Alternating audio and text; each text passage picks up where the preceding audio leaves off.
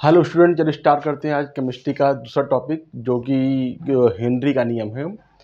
अब हेनरी का नियम एग्जाम में कितनी बार आ चुका है? कई बार आ चुका है। अब क्लास 12th में जो हेनरी का नियम है लगभग 1 साल गैप पर आता रहता है। पहले साल आएगा, 1 साल गैप, फिर तीसरे, फिर पाँचवें साल, ये लगभग हर साल आता रहता है। यूपी बोर्ड के लिए तो खासकर इंपॉर्टेंट है क्या, हेनरी का लॉ। अब इसमें दो नियम बहुत इंपॉर्टेंट है। एक है बिलियन चैप्टर का हेनरी का नियम और दूसरा है राउल्ट का नियम। मैं दोनों पर वीडियो मैंने बना दिया है, देखिए यहाँ पर। अब क्वेश्चन आता है हेनरी का नियम है क्या। देखिए आप, तो जैसे मान लीजिए हमने कोई पात्र लेते हैं, बड़ा सा पात्र लिया और इस पात्र में अगर हम कोई ब्लैक भरते हैं, ब्लैक मतलब जल ले लीजिए। आप जानते हो ब्लैक क्या होता है? विलायक वो पदार्थ होता है जिसमें विलय घुलता है, मतलब विलय कम होता है और विलायक ज़्यादा होता है। जैसे नमक और पानी का घोल बनाए अगर, तो उसमें पानी जो है विलायक होगा और नमक जो होगा उसमें विलय होगा। ये हुआ।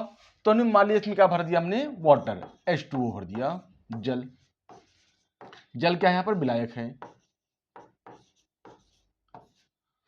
अब यहाँ पर हुआ क्या, अगर हम इस जल में अगर हम प्रेशर लगाते हैं और गैस को घोलने का प्रयास करते हैं, मान लीजिए O2 हमारा क्या है, गैस है, तो गैस को घोलने का प्रयास करते हैं। अगर हम बल लगाकर, प्रेशर दाब लगाकर किसी विलायक में अगर हम गैस को हम घोलने का प्रयास करते हैं तो उसके ये दाब के समानुपाती होता है। मतलब क्या, अगर ताप स्थिर है तो, अगर ये ताप स्थिर है तो, ताप स्थिर, अगर एक कांस्टेंट ताप पर हम प्रेशर लगाते हैं तो विलायक में वो हमारा गैस घुलने लगता है। वो कितना घुलता है, जितना हम प्रेशर लगाएंगे, जितना हम दाब लगाएंगे उतना ही वो ज़्यादा विलायक में घुलेगा। मैंने कह सकता हूँ कि आयतन बढ़ेगा।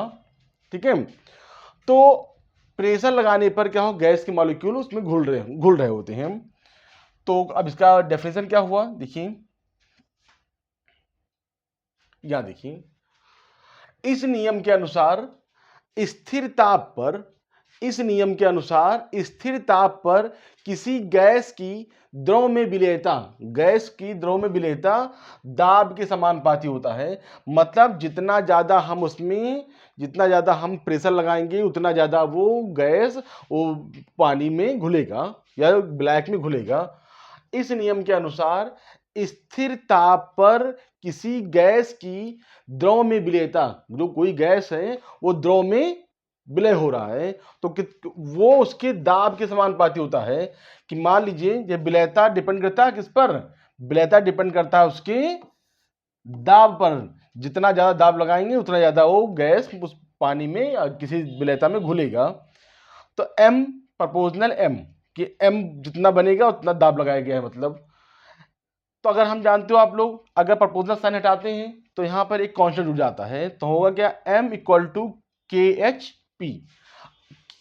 KH जो है आपका ये कांस्टेंट है, तो नीचे लिख दिया गया मैंने कि M क्या है यहाँ पर, घुली गैस की मात्रा। जो गैस घुला है द्रव में उसे उसकी कितना घुला है वो, उसे हम बोलते हैं M। तो M घुली गैस की मात्रा है। KH क्या है, अब क्योंकि इसके बारे में बताया था, हेनरी ने बताया था, तो होगा क्या, हेनरी नेतांक हो जाएगा। तो KH क्या है यहाँ पर, हेनरी कांस्टेंट, हेनरी नेतांक हो जाएगा।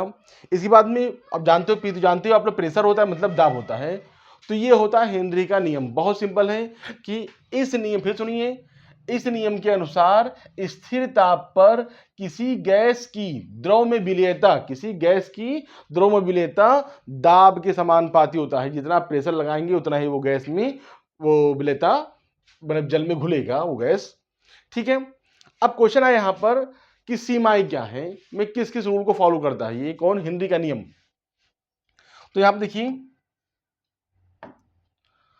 सीमाएं से क्या है, यह तनु विलयन पर लागू होता है। तनु मतलब होता है हल्का विलयन होता है, तो यह तनु विलयन पर लागू होता है, ये तो जानते हैं अपने। इसमें ताप उच्च होना चाहिए, बहुत गुनगुना नहीं, मगर हल्का ज्यादा ताप होना चाहिए। तो इसमें ताप उच्च होना चाहिए। तीसरा क्या है, इसमें दाब कम होना चाहिए, प्रेशर कम लगाओ और गैस घुल जाए इसका, तो इसमें दाब कम होना चाहिए। और सबसे लास्ट पॉइंट जो है कि इसमें विलय की मात्रा विलायक में कम हो। जाहिर सी बात है, विलय मतलब विलय अगर पानी ज़्यादा हो तो गैस घोलो मगर कम घोला जाए, ये नहीं कि ढेर सारा घोल रहे हैं इसमें। तो इसमें विलय की मात्रा जो घोल रहे हैं, विलय की मात्रा विलायक में कम हो। तो ये हुआ हेनरी का नियम और ये हुआ हेनरी की सीमाएं हुआ। अब क्वेश्चन आता है इसके बाद में अनुप्रयोग, इसका हेनरी का नियम का उपयोग कहाँ करते हैं इसका हम, तो देखते आगे। ये अनुप्रयोग, अनुप्रयोग मतलब यूज ऑफ, यूज कर देता हूं, यूजेज। तो शीतल पेय पदार्थों में आपने देखा होगा, कोल्ड ड्रिंक हुआ या कोई भी स्प्राइट या कोई भी ऐसा पदार्थ या सोडा वोडा, उसमें हेनरी के नियम प्रयोग किया गया है। जब आप लोग पीते हैं तो हमें ढेर सारा डकार वगैरह आता है, तो वो हमारे क्यों होता है, वो क्योंकि उस पदार्थ में गैस की मात्राओं को घोल दिया गया है। तो शीतल पेय पदार्थ में इससे क्या होता है, हमको थोड़ा जब गर्मी से आते हैं तो हमको अच्छा लगता है।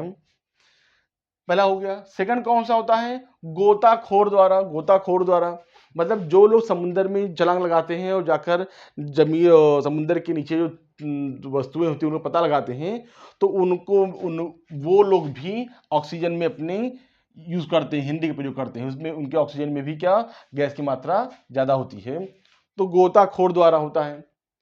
तीसरा कौन सा होता है, पर्वतारोही मतलब जो लोग पर्वत पर चढ़ते हैं तो फेफड़ों की क्रिया जो विधि होती है वो भी हेनरी के प्रयोग द्वारा होती है। ठीक है, तो ये हुआ उसका अनुप्रयोग। अब एग्जाम में ये कई बार आ चुका है, चांस है 2025 या 26 में भी आए, तो एक बार देख लीजिए फिर से। ये हुआ हेनरी के नियम। और सेकंड कौन सा हुआ, इसमें ध्यान दीजिएगा, ये चित्र बहुत इंपॉर्टेंट है कि किसी ये जब भी लिखेंगे ये फिगर जरूर बनाएंगे, मतलब कि एक हम पात्र ले लेंगे, इसमें जल रखेंगे और उसको ऑक्सीजन को घोलने का प्रयास करेंगे, तो जितना दम लगाएंगे, जितना प्रेशर लगाएंगे, उतना ही ज़्यादा ऑक्सीजन या कोई गैस द्रव में घुलेगा। ठीक है, ओके, थैंक यू क्लास।